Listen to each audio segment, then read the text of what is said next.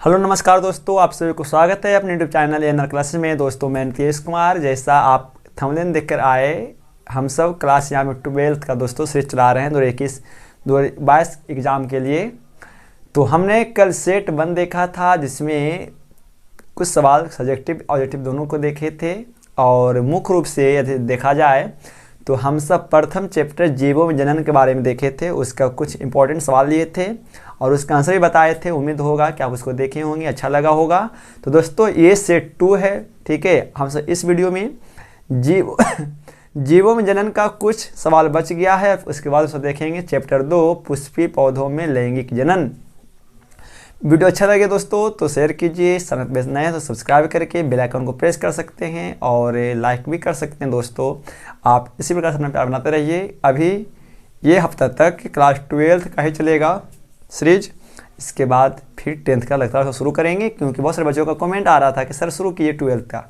ठीक है, चलिए दोस्तों आइए कुछ सवाल फिर देख लेते हैं। आप ये ध्यान से देखिएगा, सवाल इंपॉर्टेंट है। हम सवाल भी बोलेंगे और उसका आंसर भी बोलते हैं। दोस्तों सवाल है, जीवों के लिए जनन क्यों आवश्यक है। सवाल क्या है, जीवों के लिए जनन क्यों आवश्यक है। तो सुनिए इसका आंसर क्या है। जीवों के लिए जनन इसलिए आवश्यक है कि जनन की प्रक्रिया द्वारा ही कोई जीव अपने वंशज को आगे बढ़ाता है, ठीक है, और उस वंशज में उसके माता पिता के गुण भी शामिल हो जाते हैं। और यदि कोई जीव जनन की क्रिया नहीं करेगा तो अपने जैसा संतान की उत्पत्ति नहीं कर सकता है, क्योंकि आपको पता होना चाहिए, क्योंकि कोई भी जीव नश्वर है, यानी उसका डेथ होना एक तय है। यदि जीव जनन की क्रिया नहीं करेगा तो क्या होगा, कुछ समय के बाद उस जीव की संख्या में लगातार कमी होती रहेगी और उसका आबादी घट जाएगा, और एक दिन क्या होगा, पूरे पृथ्वी पर से उस जीव की प्रजाति ही विलुप्त हो जाएगी। ठीक है, इसीलिए जीवों में जनन आवश्यक है, ताकि अपने वंशज को वो आगे बढ़ाता रहे और उसकी आबादी यहाँ पे लगातार मौजूद रहे। ठीक है, इसलिए जीवों में जनन अति आवश्यक है। तो उम्मीद होगा कि इसका आंसर आपको अच्छा लगा होगा कि जीवों में जनन किस लिए आवश्यक है। ठीक है, मतलब अपने पीढ़ी दर पीढ़ी बनाए रखने के लिए वंशज को जीव में जनन अति आवश्यक है। दोस्तों तो ये था इस जीवों में जनन का लास्ट सवाल। आइए दोस्तों अब हम सब देखते हैं चैप्टर 2 पुष्पीय पौधों में लैंगिक जनन। कि पुष्पीय पौधों में लैंगिक जनन से कुछ सब्जेक्टिव सवाल देखते हैं जो इंपॉर्टेंट है बोर्ड एग्जाम की दृष्टि से, आप उसको देखेंगे। तो हमने यहाँ पे कुछ सवाल लिया है और वो सवाल जो है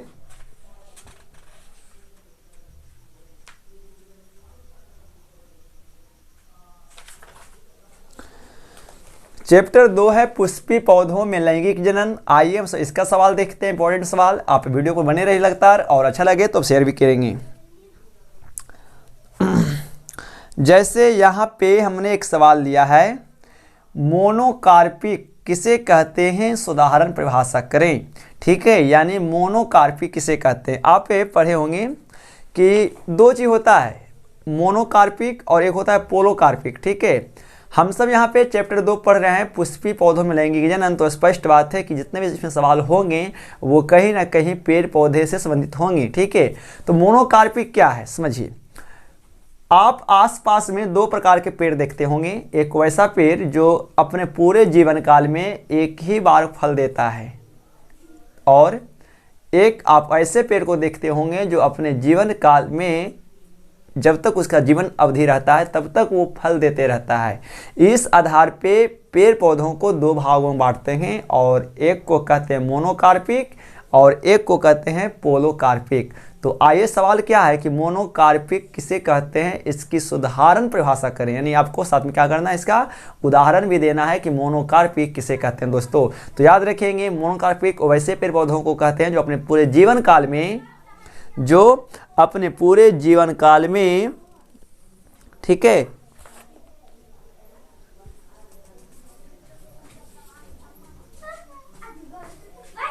जो अपने जीवन काल में केवल एक बार ही फल देता है, हम सब उसे मोनोकार्पिक कहते हैं। याद रखिएगा, वो वैसा पेड़ पौधा जो अपने पूरे जीवन काल में केवल एक बार ही फल देता है, हम सब उसे मोनोकार्पिक कहते हैं। ठीक है, जैसे केला क्या है, मोनोकार्पिक के पौधे क्योंकि वो अपने पूरे जीवन अवधि में केवल एक बार ही फल देते हैं। ठीक है, तो ये हो गया आपका मोनोकार्पिक किसे कहते हैं। ठीक है, चलिए इसके बाद सवाल है एकल संकरण एवं द्विसंकर संकरण में अंतर स्पष्ट करें। ठीक है, सवाल क्या है, एकल संकर संकरण और द्विसंकर संकरण में क्या करें, अंतर स्पष्ट करें कि एकल संकर संकरण और द्विसंकर संकरण किसे कहते हैं। तो आइए सुनते हैं एकल संकर संकरण क्या है।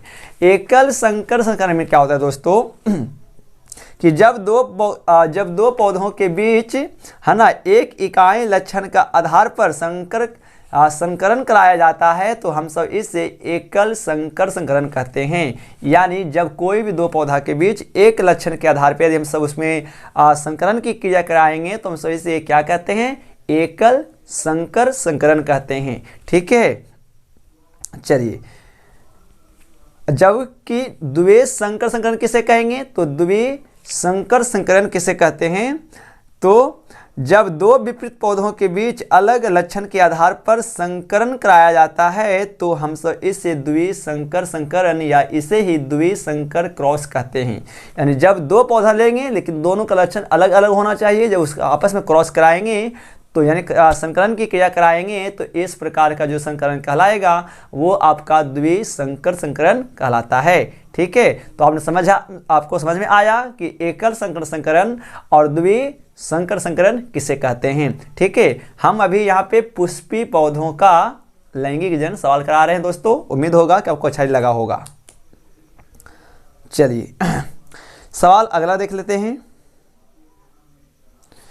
सवाल अगला इंपॉर्टेंट है क्या कि निषेचन क्या है और कितने शुक्राणु कितने अंडाणु को एक बार में निषेचित कर देता है।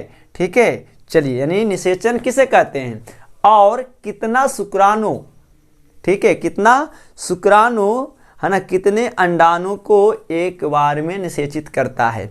अब समझिए, सबसे पहले हम सब देखते हैं निषेचन किसे कहते हैं। तो आपको कल भी बताए थे, सवाल आया था इस वीडियो में कि निषेचन क्या है कि जब शुक्राणु और अंडाणु आपस में संलयन होते हैं तो हम सब इसे क्या कहते हैं, निषेचन की क्रिया कहते हैं। ठीक है, अच्छा फिर सवाल क्या कहता है, फिर सवाल कहता है कि कितना शुक्राणु कितने अंडाणु को एक बार में निषेचित करता है। तो आपको यहाँ पर पता होना चाहिए कि एक बार में एक ही शुक्राणु केवल एक ही अंडाणु को क्या करता है, निषेचित करता है। यदि मान लीजिए कि कभी कभी ऐसा हो जाता है कि यदि एक शुक्राणु दो अंडाणु को आपस में निषेचित कर देता है तो उस समय क्या होता है, जुड़वा बच्चे होने की संभावना बढ़ जाती है, क्या हो ही जाता है। ठीक है, यानी एक बार में एक शुक्राणु क्या करेगा, केवल एक ही अंडाणु को निषेचन करता है। ठीक है, तो ये याद रखेंगे। यदि कोई शुक्राणु एक बार में डबल अंडाणु से संलयन की क्रिया कर जाता है तो उस समय में क्या होगा, उस समय में जुड़वा बच्चा होने की संभावना बढ़ जाता है। ठीक है, चलिए ये था सवाल इसका।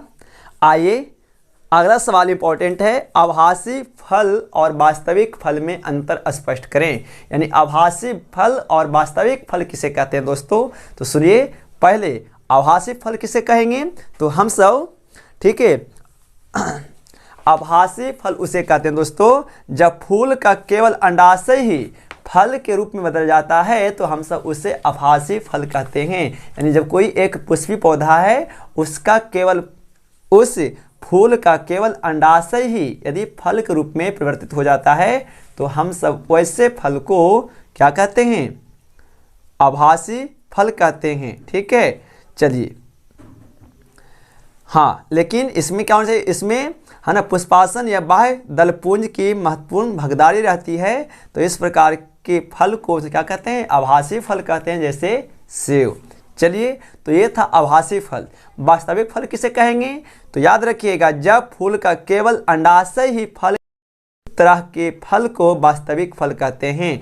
यानी देखिए आभासी में क्या हो रहा था कि जब फूल का केवल अंडाशय ही फल के रूप में विकसित होता है परंतु फल की रचना में है ना, रचना में ठीक है बाह्य दलपुंज की भागीदारी रहती है तो हम सब उसे क्या कहेंगे, आभासी फल।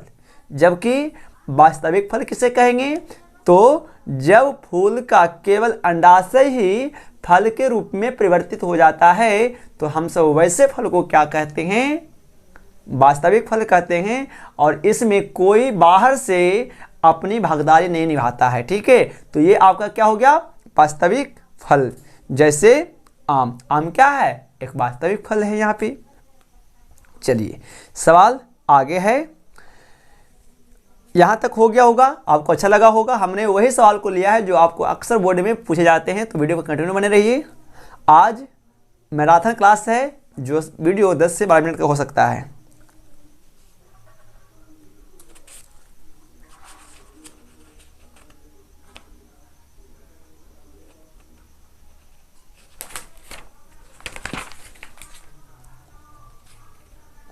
सवाल अगला देख लेते हैं।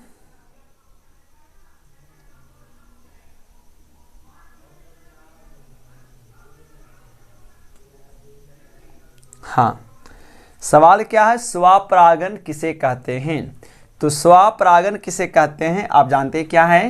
देखिए कि पराग कणों का एक पुष्प के परागकोश से निकलकर उसी पुष्प या उसी पौधे के पुष्प के है ना, जब कोई एक पुष्प का परागकण निकलकर उसी पुष्प के परागकोश, ठीक है, या सॉरी हमने सवाल क्या बोला? स्वपरागन किसे कहते हैं? तो याद रखेंगे, है ना, जब परागकण एक पुष्प के परागकोश से उसी पुष्प या उसी पौधे के दूसरे पुष्प के वर्तिकाग्र तक पहुंचता है तो हम सब इससे स्वपरागन कहते हैं। यानी जब कोई एक फूल है, आपको पता है फूल की बनावट में क्या होता है कि फूल में अंडाशय होते हैं और उसी में आपका पराग कोश होता है और पराग कोश में परागकण पाए जाते हैं। तो जब एक ही पुष्प के, ठीक है, पराग कोश से निकलकर परागकण यदि उसी पुष्प के अंडाशय तक पहुंचता है या उसी पेड़ के